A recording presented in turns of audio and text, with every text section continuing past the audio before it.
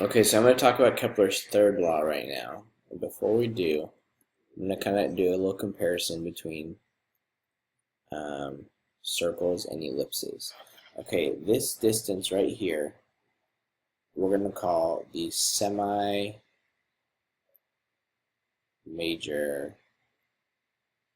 axis. Let me just double check that. Yeah. So that would be our semi-major axis. Okay, and we're going to call that A. And this is equivalent for a circular orbit to R, the radius of it.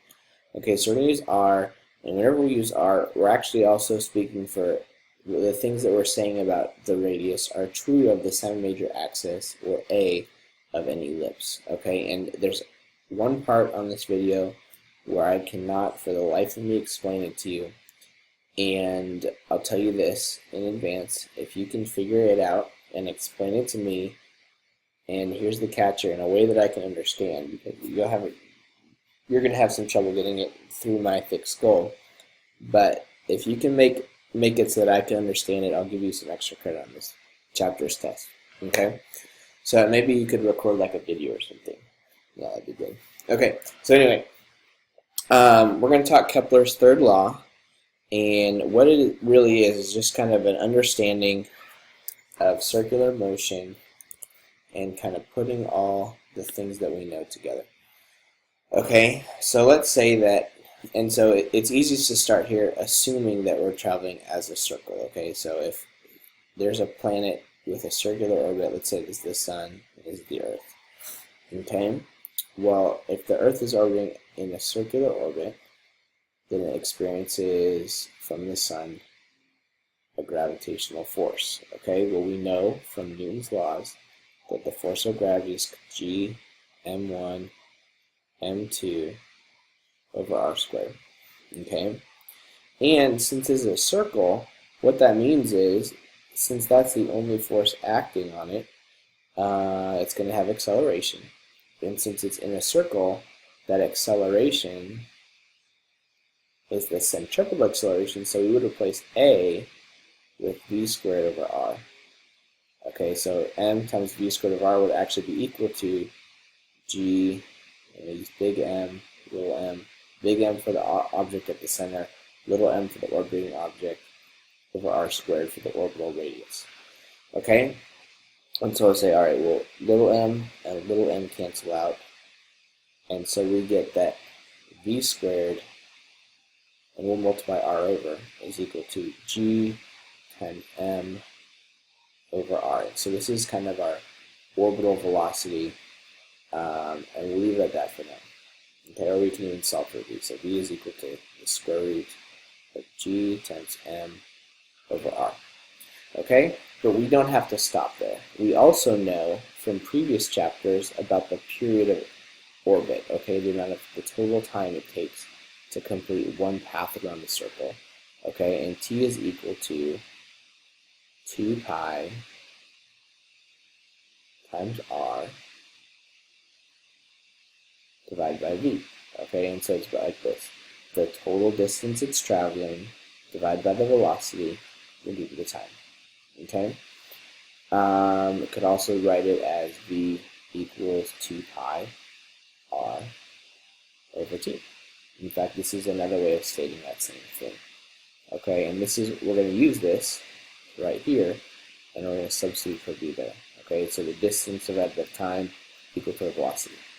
So 2 pi r over t equals the square root of g m over r. Okay, so I'm going to solve this for t. Before I do, I'm going to square both sides. Okay, so we get 4 pi squared over t squared equals g m over r.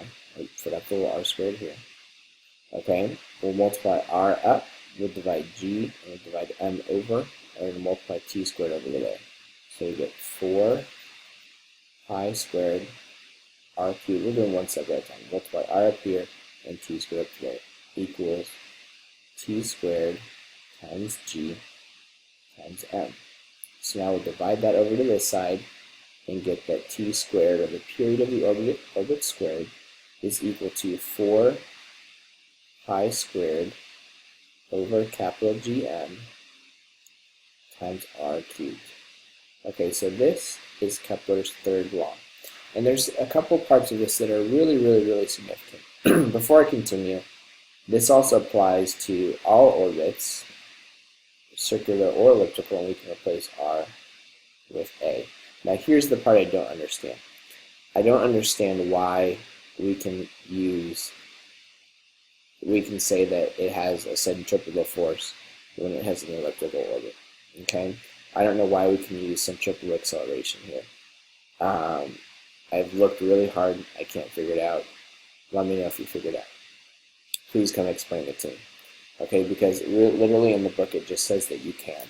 Okay, it says that on page, I think 344. Okay, so anyway, let's get to the important piece here. So 4 is constant, pi is constant, capital G is constant, and for all objects that are orbiting the same thing, in this case for our solar system the sun, then t squared is going to be equal to, or rather proportional to, r cubed, okay, because all of these things are constant.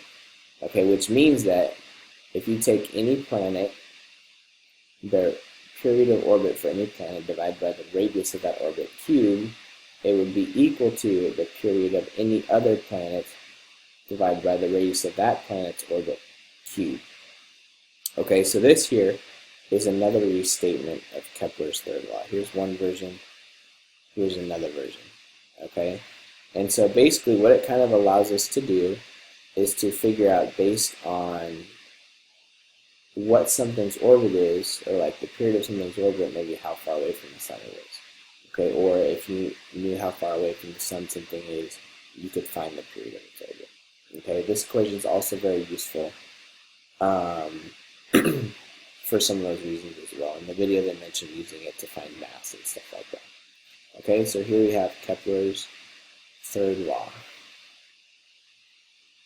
There is one thing I do want to mention. For all of these questions that we've done about Kepler's laws, there's one major assumption that I have not mentioned, and it's this.